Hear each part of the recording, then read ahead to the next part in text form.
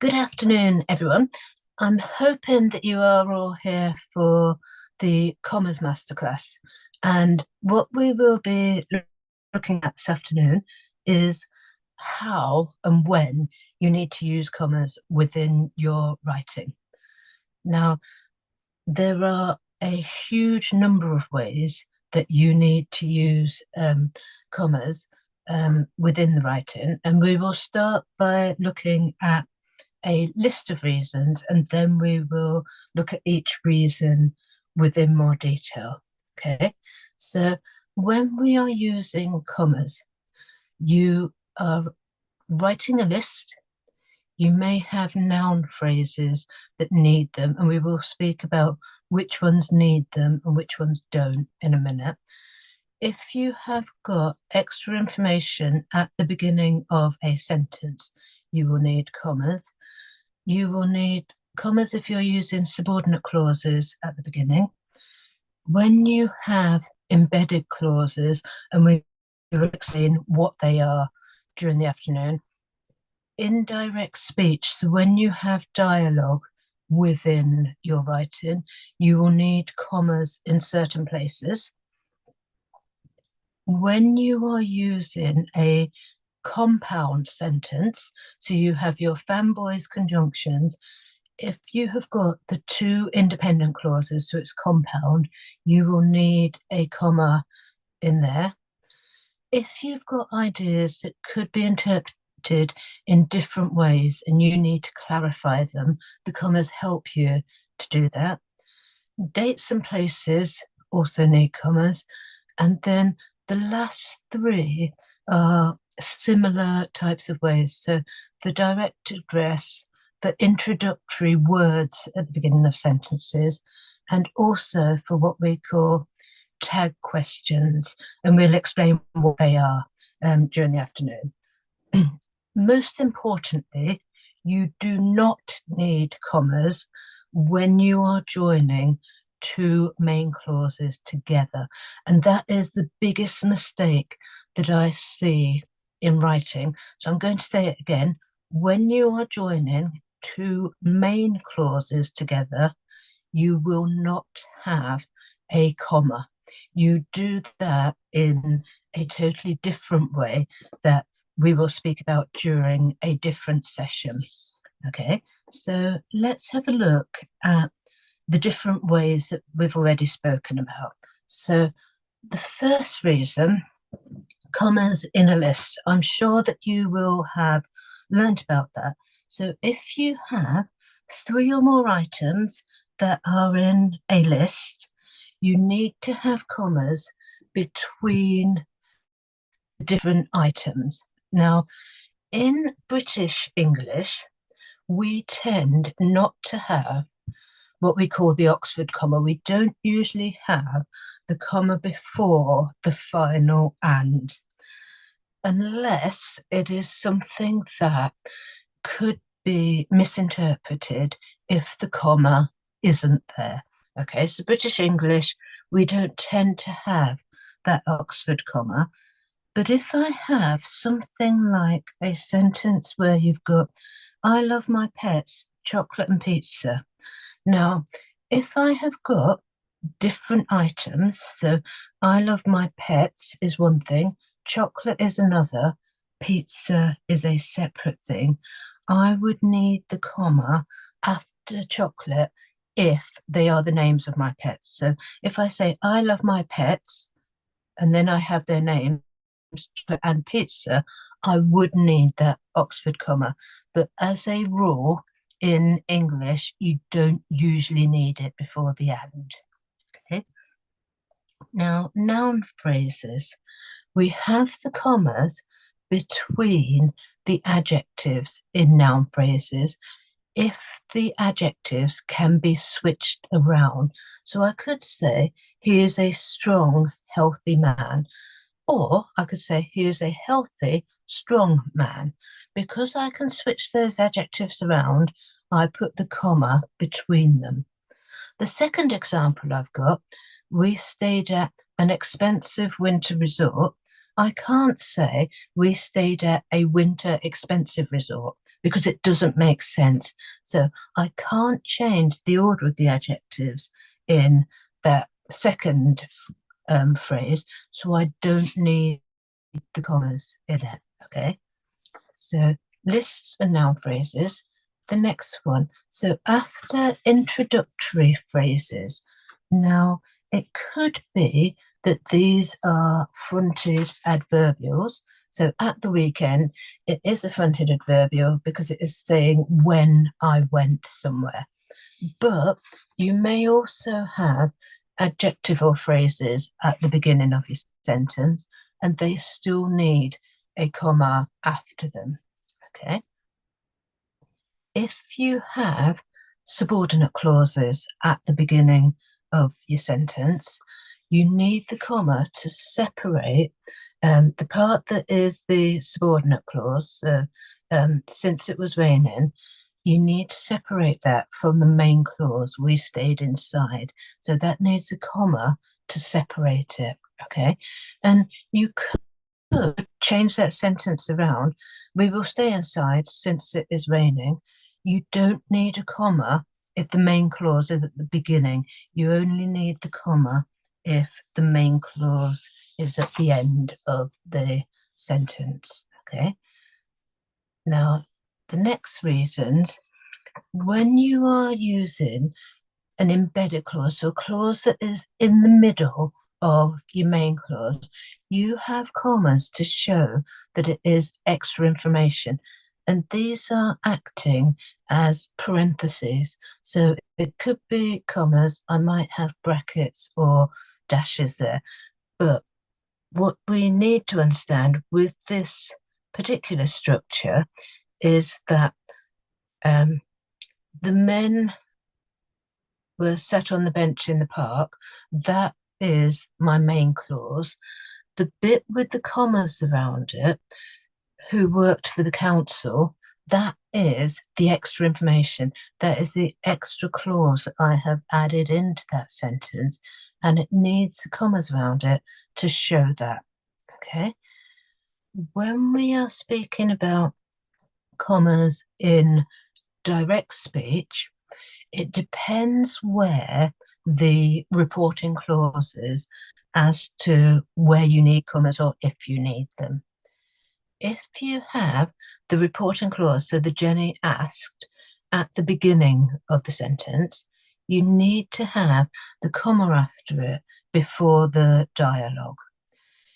If you have the reporting clause at the end, it very much depends on what is being said, because the part that Dad is saying, if you would like to, it needs a comma because it is a question, it isn't an exclamation. If it was, can we go to the park, Jenny asked, you would still have the question mark. You wouldn't replace it with a comma. Okay, so in direct speech, it depends where your reporting clause is and also what is being said as to if you need the commas. Now, this next part is really important because when we are speaking about fanboys and you are using them to link main clauses, because remember, your fanboys conjunctions, the coordinating conjunctions, they have 3 different uses. They can be used to link words, they can be used to link phrases, or they can use to be link clauses. Now, if you are using a fanboys to link words or phrases, you don't need the comma. You only need the comma when you have got 2 main clauses being linked. So this one here, Jim hates to be late for lessons. That is one main clause. It's telling us more about what Jim hates. Your second main clause, he always leaves home at 8. Now I have joined it there with so, and because I've used that coordinating conjunction, I need the comma before the conjunction. Okay, so that is the fanboys use of commas. Now, the next one is quite important, and when we talk about using commas to clarify ideas, what we mean is the sentence could mean something totally different if we don't have the comma in there. So this first one, the room was full of crying babies and mothers. In that room, there are babies that are crying and the mothers are also crying. Okay. In the second one, the room was full of crying babies and mothers. The babies are crying, but the mothers are not crying in that sentence. So that is using the comma to clarify the ideas within that sentence. And I'm pretty sure you will have heard of the sentence below, but it's usually grandma that's mentioned in the sentence below. So if we say, let's eat dad, it's quite a drastic thing because it means that you are eating dad. Okay. If you have the comma in it, it changes the meaning. So let's eat dad. It means that you are speaking to dad, and that links with something that we will speak about a little bit later on, the direct address, but it totally changes the meaning of the sentence, particularly for dad in that case. Okay, so just make sure if you have got ideas that aren't 100% clear, you will need the comma to make it clearer to the reader about what is going on.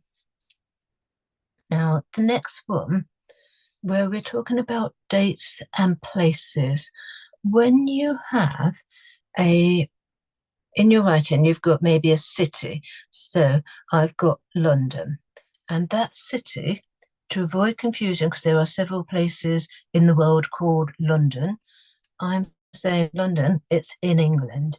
And what you have to do, you have to have the comma after London and the comma after England, and then the rest of the sentence. You might just have a sentence that says, the UFO landed in London, England, and you don't have the end part, in which case you would just have a full stop after England and only one comma. Okay. The same as if you have specific areas. So you've got a place called Enfield that is in North London. You have the commas to separate Enfield from the area that it is in. And you need two commas, one after the area and one after the location that it is in. Okay. And then with dates, if you are including years after it, you would have two commas. So you would have the 23rd and then the comma, and then you would have a comma after the year. So you've got the commas to separate the months and the years as well. Okay.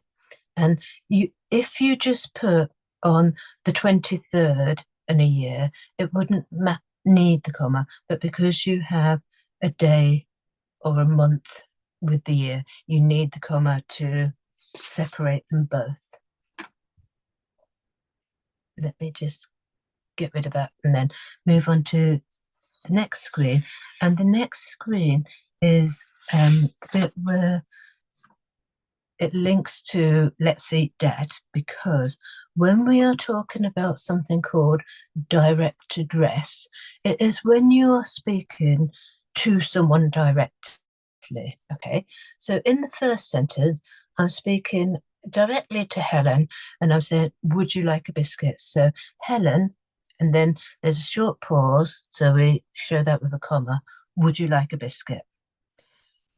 The second one, you've actually got the name is embedded in the middle of the sentence, so you need the two commas. So I suspect Michael, you are wrong. So because I could take his name out of the sentence, you need commas before and after it.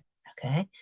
And then you might also have the name at the end of the sentence. So tell me a story, and then it's Aidan that is going to have to tell the story. So you have the comma before his name. And then the final reason that we are going to look at before we try to identify where the commas need to go is introductory words. So if you've got yes at the beginning of a sentence, you need commas. No at the beginning of a sentence, sure, sorry. Those words that kind of indicate one thought, you would have that at the beginning, a comma after it, and then your main clause would come after. Okay. Now, many of you will have a sheet to follow on for the next part of it. So this is where we're going to look at some examples and work out where the commas need to go within the sentences and what reasons we're using them for. Okay. So, oh, I'd forgotten about tag questions, sorry. So if you have a statement and then you put the question at the end, like, do you, don't you, isn't it? You would then have a comma after the statement, but before the question. So you're kind of looking for clarification. So you like pizza, don't you? So it's a question at the end, but you've got the statement beforehand. So you need the comma between the statement and the question. Okay. So now we will look at our questions and work out where the commas need to go. So at the weekend, I'm going on holiday to Edinburgh, Scotland. That seemed an awful lot to say at once.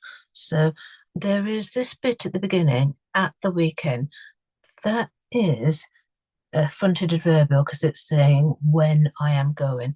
So after that introductory phrase at the beginning, the fronted adverbial, I need the comma. Then if I look at the end of the sentence, I've got Edinburgh, and Edinburgh is in Scotland. So what I need to do between Edinburgh and Scotland, I also need a second comma there, okay? Now, the next bit I have spotted at the beginning here, although the sun is shining, you still need to wear a jumper. Although I know is a subordinating conjunction. So this sentence begins with a subordinate clause. So let's have a look. Where does the subordinate clause end? So although the sun is shining is my subordinate clause, you still need to wear a jumper is my main clause. Okay, so I need to put my comma after the subordinate clause, but before the main clause, so just in there. Now, the next one, you need to think carefully about how it means at the minute, about what it means at the minute. So, Joy likes baking cats and ballet. Now, the way that I am reading it at the minute, I feel a little bit sorry for Joy's cats because it says she likes baking cats. Now, I am pretty certain that it's two separate things that she likes.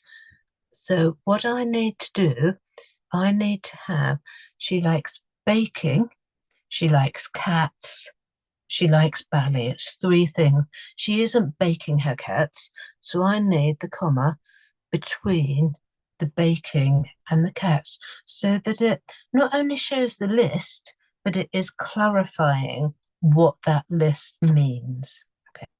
Okay. Now, in the next one, we're directly addressing Sally. So Sally, and then I'm asking her a question. So I need to put my comma between Sally and the question that I am asking. So my comma is coming here because that is an example of direct address. Okay. Now, let's have a read of the next one. He could see a bag, coat, hats, and gloves. I think this part here, it sounds as if it is a list because it's got a lot of different belongings in it. So what we need to do, because there's a list within the middle of the sentence, we need to look at what the items are and where we're going to separate them.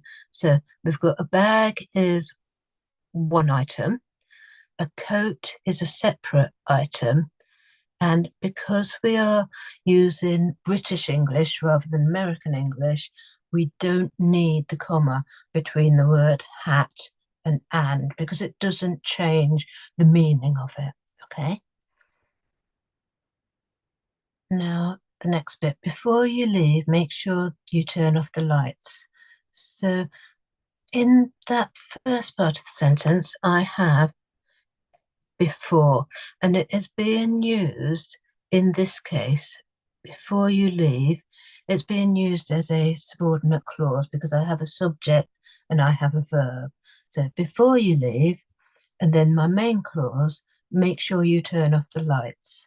So because I have that as a subordinate clause at the beginning, I need to have a comma after the subordinate clause. Okay. Now you need to have a look at the next bit because this is a little bit confusing as a sentence. So there was a ghostly figure which appeared to be moving behind the trees. Now, looking at that, I think it is the ghostly figure that is moving. So this bit in the middle of the sentence, which appeared to be moving, that is telling me more about the ghostly figure. So that is a clause that has been embedded into the middle of the sentence. So I need to have a comma at the beginning of it, a comma at the end of it, because I can essentially take that out of the sentence and the sentence will still make sense. So I could say there was a ghostly figure behind the trees. It still makes sense, but my embedded clause, my relative clause, has been added into that sentence to give it a bit more detail. Okay. Then the next one, sure, we would love to visit you.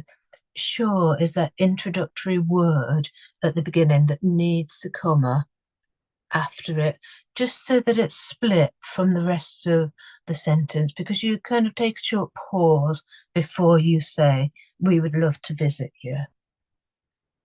And I'm just going to save those bits because I will share the answers with your parents later.